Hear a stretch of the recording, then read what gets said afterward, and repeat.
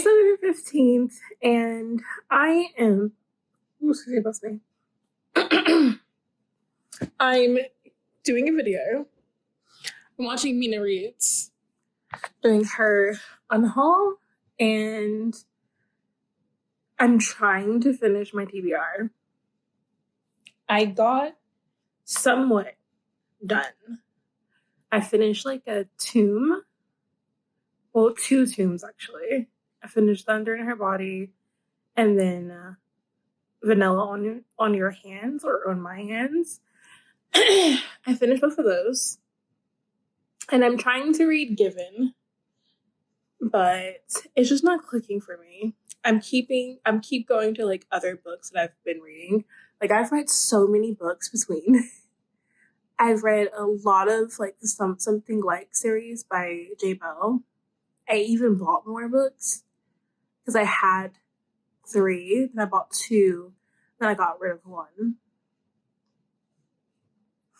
And right now I'm reading the arc of Why We Lie. So that's nice. I don't feel like reading my TBR, and oops, I really don't. And it's sad. I still got time though, so hopefully I will be doing it. But I just wanted to check in, because it's been a while. And I got my hair done, so I can be on camera a lot more. But we shall see what happens with November TBR.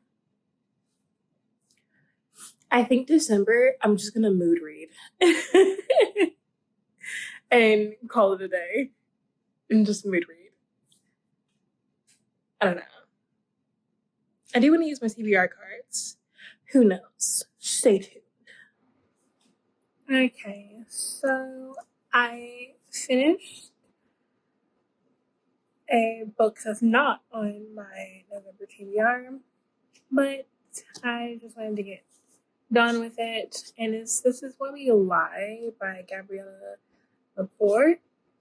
And this is about a girl and a guy who find a body of a teenage girl in the ocean.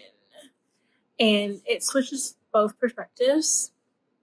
So we find out that the body is a kind of sort of friend of the girl, and the boy kind of knows the girl, as we find out like throughout the story that she is well known between both groups.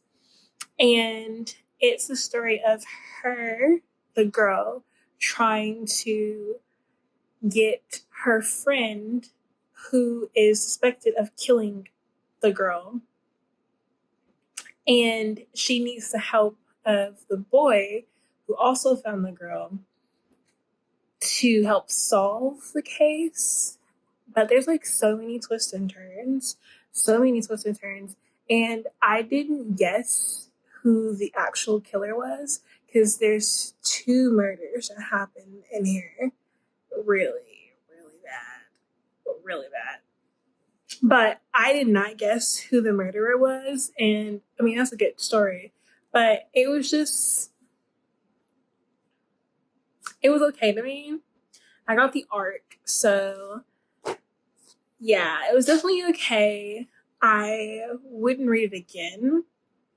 I'm going to give it a 3 because I did not guess who the murderer was. And it wasn't actually obvious either, so big ups to the author right there. But other than that, it's just really generic.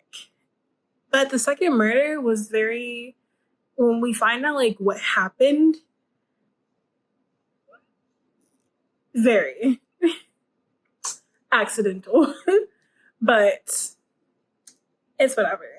So this is a 3 for me. I am now going to give it up, and hopefully someone else would like this book. On to the next book that I'm going to be reading. All right, so I'm going to be perfectly honest. Given by Nadia Taylor, I'm just going to DNF. I want to give this book its fair chance, and right now I'm just not in the mood for it. And that's no fault onto its book. It's just me not in the mood to read this. And I'm just like, oh no. I do know I do want to read it in the future, but not this month. So hopefully we'll see this book in the new year, but it's going to be on to the next book. Okay, so I wanted to do a reading update because like I said before, I haven't been reading my November TBR ever since I've read the two tombs, the Vanilla on My Hands and Thunder in Her Body.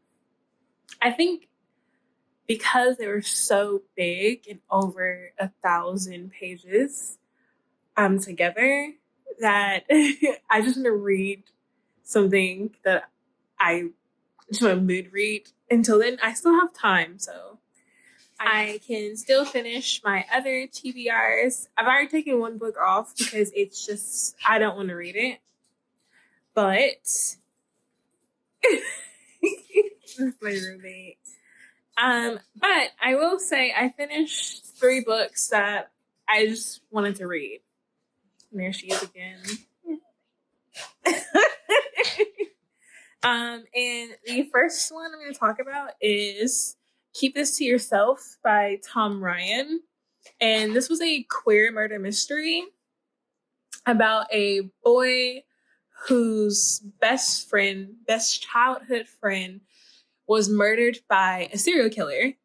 And he finds this note that he never realized was in a comic that his friend had given him the day he died. And that note sparks in him this nature of oh, I have to find out who the killer is and bring them to justice. Because he was choked up about his best friend being murdered by a serial killer. When I tell you that the twist in this was crazy, it was crazy. Also, I give this book a 3. So, I hated the ending. It was so unrealistic how it ended. And I guess because it's a young adult, I don't know. But that ending sucked. Okay. On to the next one. And then last but not least, I finished this morning, and it's The Fall of Dark by Caleb Rohidge. Rohidge? Him. Sorry if I screwed up your last name. This one is a teenage throuple. And I was here for it. Too. I didn't know this was a throuple. I was like, are 3 guys kissing? Let me read it again. 3 girls are kissing. Yes! Give it to me. Okay, but I don't think this is a series. I wish it was, because it ended like it could be a series. But this is about a human boy who finds out that he's getting all these dreams and very violent dreams. And he finds out that he is a vessel for a huge, humongous, evil thing called the Corruptor. And he meets this very handsome vampire named Jude. And then Jude's telling him, hey, I'm here to protect you. And then there's another character that comes in. I don't want to ruin it for you, but that person comes in, and it's just, I was here for the feels. And the romance wasn't up in your face, because except for the part where I will give you this. There's a night that all three of them are together. Beautiful. But how it ended made me feel like there was supposed to be like a next story in this. I wish there was. It's also kind of funny. It's like really, really funny. And I didn't think that it was going to be comedic. But yeah, I gave this one book a 4-star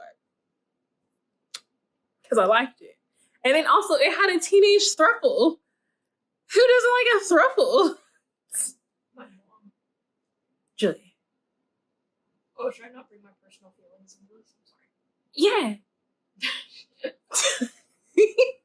But like I said, this was a very good and unique read.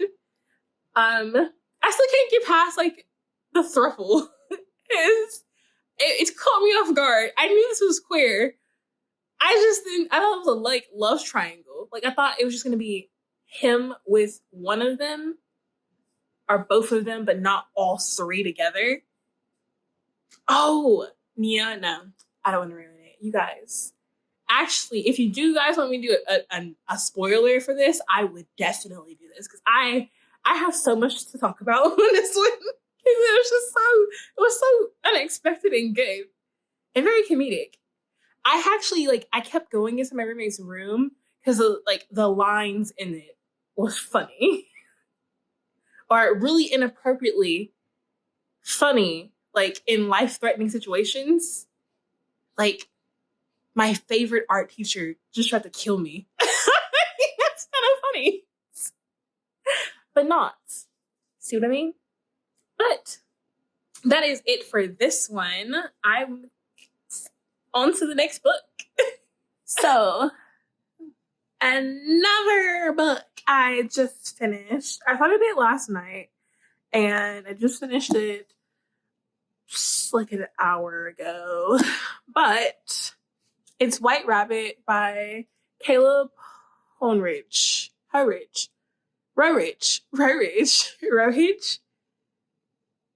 You get what I'm trying to say. He's the one who did Lasting Leaving, which I thought was a really, really good one. And he's also the one who did The Fell of Dark. But I finished it. It was just okay. So it's a murder mystery. I think he does YA thrillers. Getting this, my roommate. New day, new outfit for my roommate. Yeah, we all know she likes Harry Styles. It's okay.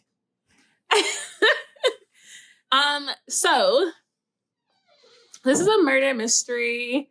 This is about a boy who gets a call from his half sister who is like horrible to him. And she's like, hey, help me. And he is like having a conversation with his ex-boyfriend, and an ex-boyfriend who hit the relationship and then broke up with him by announcing that he wanted to get back with his ex-girlfriend, and his ex-girlfriend said yes during an announcement. I felt bad. I felt so bad. Anyways, and like they go to where his sister is and find her next to her boyfriend, and there's blood all over her hands, and he's dead, and they're trying to figure out who framed her because they don't believe she killed him, or did she really kill him? And then like all of a sudden like all hell breaks loose, and like there's more murders, and like it's a huge scandal. But this is like a 3. I'm giving this a 3 because I had an inkling that I kind of knew who the killer was, but I was kind of off, but kind of right. So that got down. I also did not like the ending. The ending was just, yeah.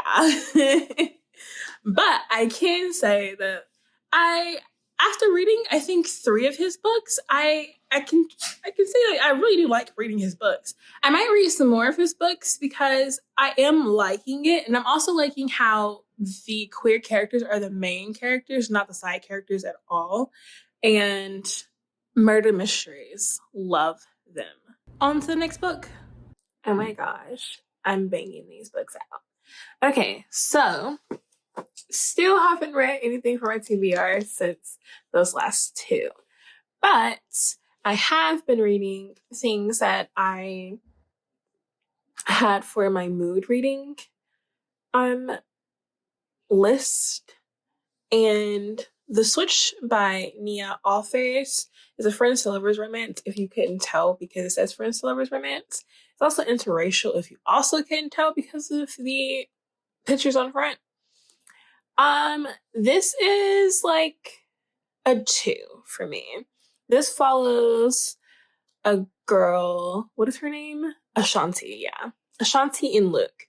Ashanti and Luke have been best friends, and Luke decides to go on a date with a African-American woman, and he realizes that his parents won't like that. So he's going to, stop dating her. But Ashanti, his best friend, was like, you know what? How about we soften the blow and me and you pretend to date. We go to your parents and confess and see what happens. And so that's how the story goes. And I guess you can call it fake dating as well, too. But as they continue fake dating, along with the very, very problematic family ties that Luke has, they start to realize that they have feelings for each other. Well, Shanti realizes it because we're going through her point of view most of the time, and then we have Luke's point of view. But yeah, it was a lot. I gave it a 2 because it wasn't very realistic in the ending or the beginning. I didn't feel for this at all. I got the racial point of view in this one because I have dated outside of my race. I also have dated mostly Asian men, and it's a lot to deal with, but they got some of that right. Well, she got some of that right in this, but otherwise it's very fluff. So 2 for this one. Then I read The Monster of Edinhaven by Jennifer Gauche.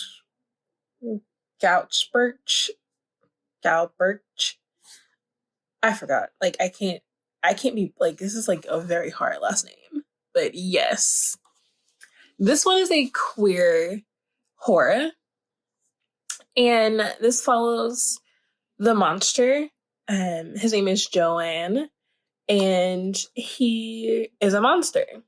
He then finds another type of monster, and they work together. And there's very hidden things in this one. It's very short too. It's a novella.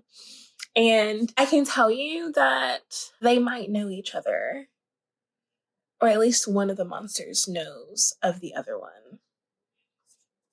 But the queer aspect of it actually isn't like the main front. The horror aspect is the main front.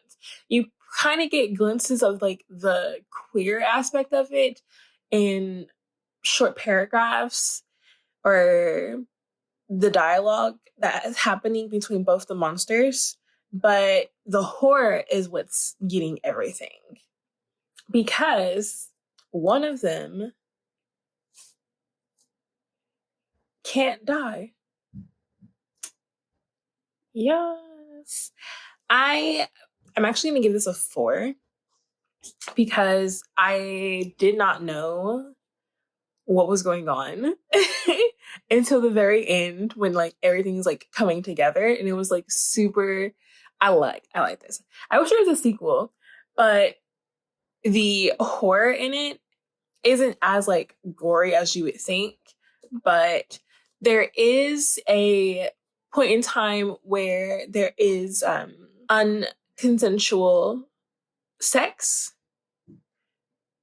but it's not as graphic. It's actually literally a paragraph. And it's implied. So yeah, if that discomforts you, then you might not want to read this. But it's only one paragraph, and it's like not graphic at all. And it's just heavily implied that it was unconsensual. And what happens afterwards is very graphic because it's horror. So yeah. But this was a very good, quick read, and I liked it. Liked it very much. I guess it's going to be on to my next books. Yeah.